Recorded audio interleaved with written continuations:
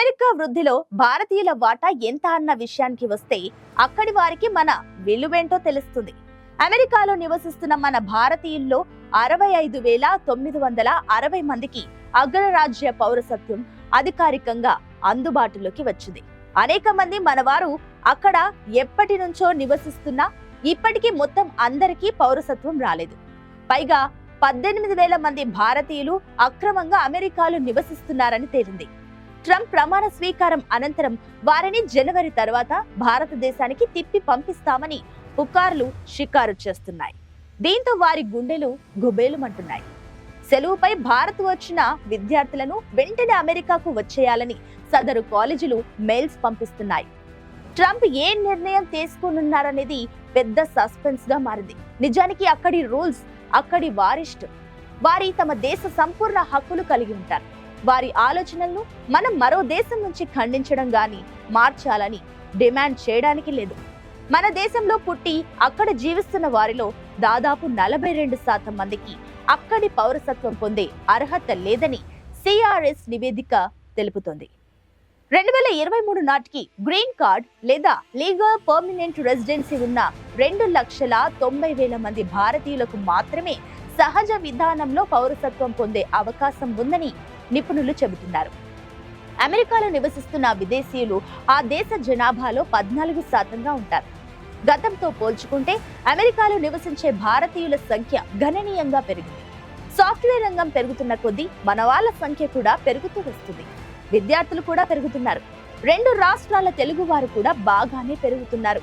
1.35%తో దాదాపు 50 లక్షల మందికి పైగా మన వారు అగ్రరాజ్యంలో నివసిస్తున్నారు. కొత్తగా 65,960 మంది అధికారికంగా అమెరికా పౌరులయ్యారు. అగ్రరాజ్య పౌరసత్వం పొందాల్సిన మనవాళ్లు ఇంకా చాలా మంది వెయిటింగ్ లిస్టులో ఎదురు చూస్తున్నారు. చరిత్రను తిరగేస్తే 17వ శతాబ్దం నుంచి మన వాళ్ళు ఉపాధి కోసం అమెరికాకు వెళ్తున్నారు. కొందరు అక్కడే ఉద్యోగాలు చేస్తూ స్థిరపడిపోయారు. వాళ్ళ అవసరాల కోసం మన వారిని వాళ్లకు సేవకులుగా తీసుకెళ్లడం కూడా అప్పటి నుంచే ప్రారంభమైంది. వాళ్ళు సేవకులు కాదు, బానిసలు అని మన చరిత్రకారులు అంటున్నారు. ఈస్ట్ ఇండియా కంపెనీ వారు మన వారిని వాళ్ళ కాలనీలకు తరలించుకొని తీసుకెళ్లేవారు. స్వాతంత్రం వచ్చినప్పటి నుంచి ఇది మరో రూపం తీసుకుంది. కొంతమంది ఉపాధి కోసం, కొంతమంది విద్య కోసం అమెరికా బాట పట్టారు. ఈ 4 దశాబ్దాలలో ఆ సంఖ్య క్రమంగా గణనీయంగా పెరిగింది. 1900 ప్రాంతాల్లో సిక్కులు ఎక్కువగా కాలిఫోర్నియా ప్రాంతంలో ఉన్నట్లు చెబుతారు. స్వామి వివేకానంద చికాగో ప్రయాణం ఉపన్యాసం మన దేశం గురించి అమెరికాలో పెద్ద ప్రభావాన్ని చూపించింది. వేదాంత సొసైటీ స్థాపనకు దారితీసింది.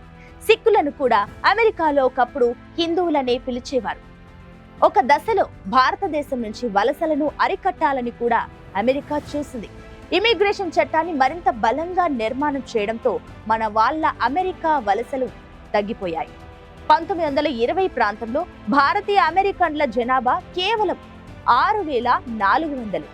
కానీ ప్రస్తుతం అది అనధికారిక లెక్కల మేరకు 50 లక్షలు దాటింది.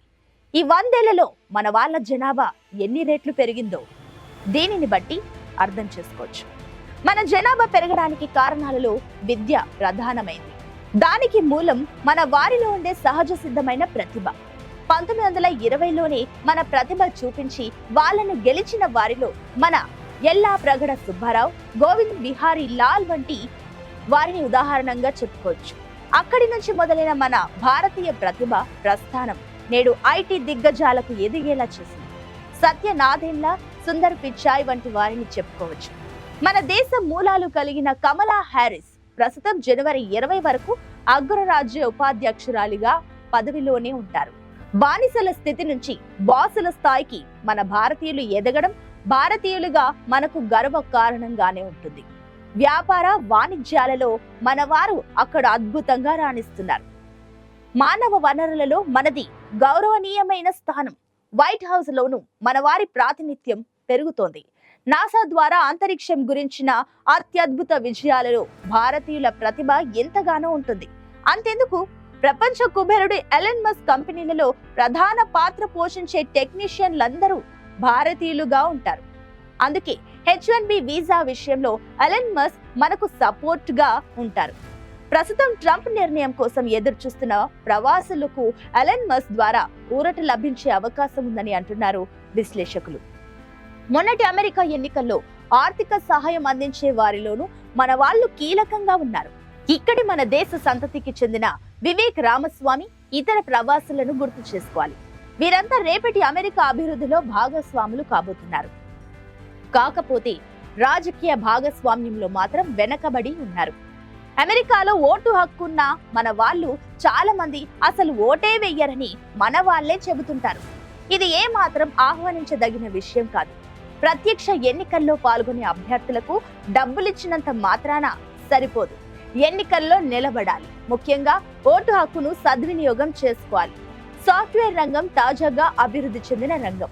కానీ ఎంతో విలువైన వైద్యం, విద్య, పరిశోధన, మార్కెటింగ్ విభాగాల్లోనూ మన వాళ్ళు గౌరవనీయమైన సంఖ్యలోనే ఉన్నారు. అంతర్జాతీయ సంబంధాలలో అమెరికా ఒకప్పుడు పాకిస్తాన్కే ఎక్కువ మద్దతు చూపించేది. పివి నరసింహారావు ప్రధానమంత్రిగా అధికారం పీఠమెక్కిన తర్వాత మన విదేశాంగ విధానంలో కొత్త వ్యూహాలు అల్లడం మొదలుపెట్టారు. అందులో అమెరికా బంధాలు అత్యంత కీలకమైనవిగా దౌత్య నిపుణులు చెబుతుంటారు. చైనాతో ఎప్పటికైనా ఇబ్బందులు వస్తాయని ఆయన ముందే గ్రహించి ఈ అడుగు వేశారు. దివంగత మాజీ ప్రధాని మన్మోహన్ సింగ్ సైతం టీవీ బాటలోని అడుగులు వేశారు. తాజాగా ప్రధాని నరేంద్ర మోదీ ఆ సంబంధాలకు సరికొత్త రూపును తెచ్చారు. ముఖ్యంగా డొనాల్డ్ ట్రంప్ తో ఆయనకున్న వ్యక్తిగత స్నేహం ఇతర దేశాలకు ఈర్ష్య కలిగించేదిగా ఉంటుంది. గతంలో ట్రంప్ పాల్గొన్న ఎన్నికలకు అమెరికా వెళ్లి ప్రచారం చేసి వచ్చారు. అంతేకాదు, డొనాల్డ్ ట్రంప్ ను ఇండియాకు ఆహ్వానించి గుజరాత్ లో 1,00,000 మందితో పెద్ద సభ ఏర్పాటు చేసి ట్రంప్ ను తన్మయంలో మునకలు వేయించారు. అమెరికాలో ప్రధానంగా ఉన్న రాజకీయ పార్టీలు రెండు. ఒకటి డెమోక్రటిక్ పార్టీ, రెండోది రిపబ్లికన్ పార్టీ. మన వాళ్ళు మొదటి నుంచి ఎక్కువ శాతం సహజంగా డెమోక్రటిక్ పార్టీకి మద్దతు అందించారు. క్రమంగా రిపబ్లికన్ పార్టీ వైపు కూడా మొగ్గు చూపడం ప్రారంభించారు. ముఖ్యంగా డొనాల్డ్ ట్రంప్ సమయంలో ఈ పరిణామం జరిగిందని అంటారు. బిల్ క్లింటన్, బరాక్ ఒబామా నుంచి జో బైడెన్ వరకు అమెరికా అధ్యక్షులుగా పనిచేసిన వారు భారతదేశం పట్ల ప్రత్యేక ప్రేమ చూపించినట్లు కనిపించినా వారి ప్రేమ ఒకంత పాకిస్తాన్ వైపు ఎక్కువగా ఉండేదని కొందరు వ్యాఖ్యానిస్తారు. వీరితో పోల్చుకుంటే డొనాల్డ్ ట్రంప్ కు భారత్ పట్ల ఆకర్షణ, అనురాగం ఎక్కువని కొందరు అంటారు. మనది ప్రపంచంలోనే అతిపెద్ద మార్కెట్. మనతో అగ్రరాజ్యానికి చాలా అవసరం ఉంది. గతంతో పోల్చుకుంటే మన అవసరం ఆ దేశానికి పెరుగుతుంది. అమెరికా, భారత్ మధ్య వాణిజ్య వ్యాపారాలు పెరుగుతున్నాయి. ఇంకా పెరగాల్సి ఉంది. పెట్టుబడులు కూడా పెరిగే అవకాశాలు కనిపిస్తున్నాయి.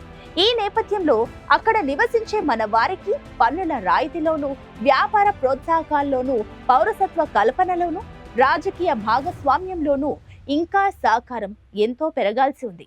ఇమిగ్రేషన్, వీసాల అనుమతులు, ఉద్యోగాల కల్పనలో అగ్రరాజ్యం ఇంకా ఉదారంగా వ్యవహరించాలి. ప్రస్తుతం అమెరికాలో కీలక భూమిక పోషిస్తున్న భారతీయులు భవిష్యత్తులో మరింత కీలకమైన వ్యక్తులుగా, వ్యవస్థలుగా మారుతారని నిస్సందేహంగా చెప్పవచ్చు. అగ్రరాజ్యంలో భారతీయుల అధికారిక అమెరికా పౌరుల సంఖ్య భవిష్యత్తులో గణనీయంగా పెరుగుతుందని అంచనా వేయవచ్చు. ఇప్పటికే పౌరసత్వం ఉన్న కొందరికి కూడా సంపూర్ణమైన స్వేచ్ఛ లేదు. దానికి కూడా పరిష్కారం లభించాలి.